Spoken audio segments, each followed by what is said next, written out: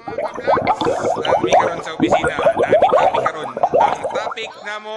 Isa-isa ha, kay dili sa tanan nga butang. Kung sa itong topic, sir? Ang mas powerful, ang babae ba o lalaki? Kinsang mas powerful? Babae o lalaki? Huwag ka makaingon nga ano ni, patas-patas lang kay nga naman. Makita ba nimo sa Biblia nga una gituga si Adan, tapos si Eve nagkuha pa sang kusok ni Adan kay para gi-create siya ni God. Unya karon di ba sa present nahitabo, di ba makaingon ka nga may successful nga isa ka lalaki, Bungod maana sa siya babae.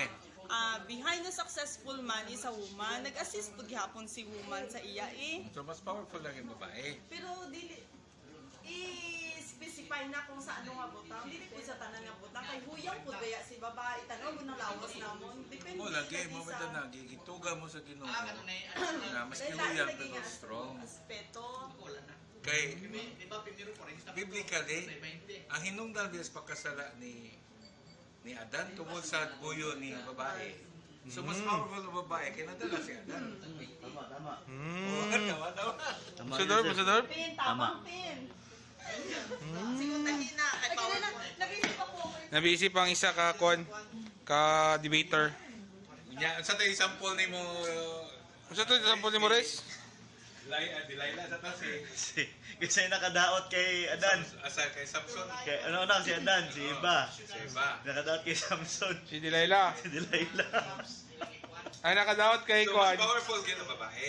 Tapos ganyan na ba? Ang nakadaot kay Jonel. Si Laila.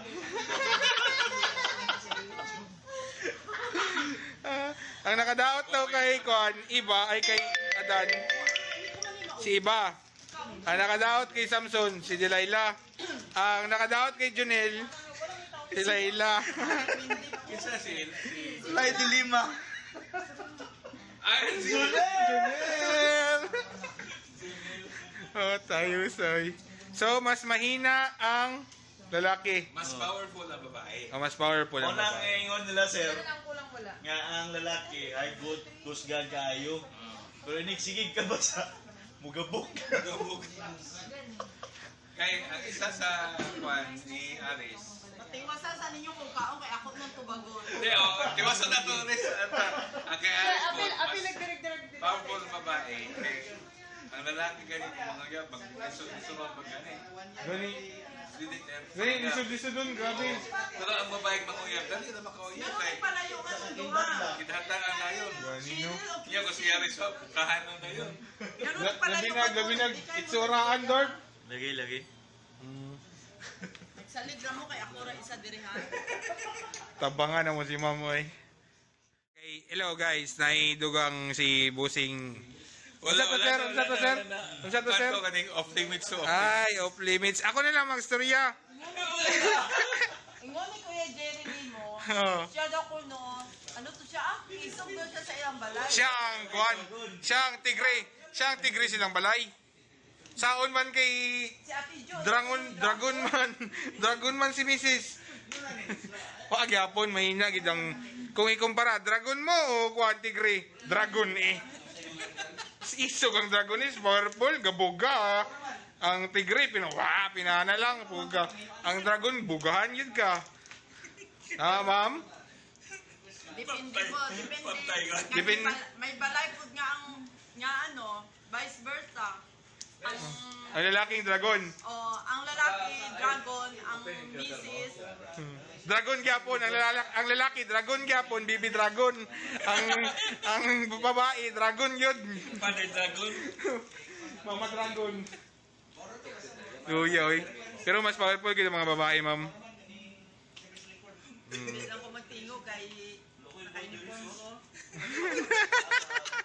Welcome na ko si Busing Ruel. Gusto niya mag-comment sa atong topic. Ano? Kinsa ang mas powerful? Ang babae daw. Ang babae o ang lalaki? Pareha lang. Bakit? Kasi ang lalaki, ang guide niyang babae. Tapos, Ang babae naman, ang sandigan niya ang lalaki. uy, Ilaw ng tahanan, haligi ng tahanan. lahi man to mo. Isa may tipadino sa akin yung tanan. Anong ilaw ng tahanan? Kay musandig day ka. Sandi. Ibig sabihin, ang babae walay powerful kundi pareha sila kay ganun pareha lagi himo sa Ginoo gituga sa Ginoo. Between sa banaw sa sawa man. Unsa na?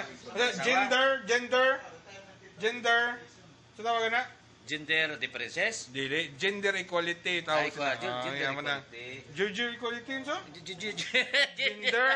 Gender equality. Na kuan ko na bungol ko.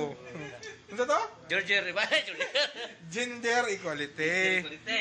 Okay, kumuhangyo ka. Kumuhangyo kaya? Ya. Sugot ka. Oo. Huwag siyang muhangyo. Sugot ko. Sugot kayo.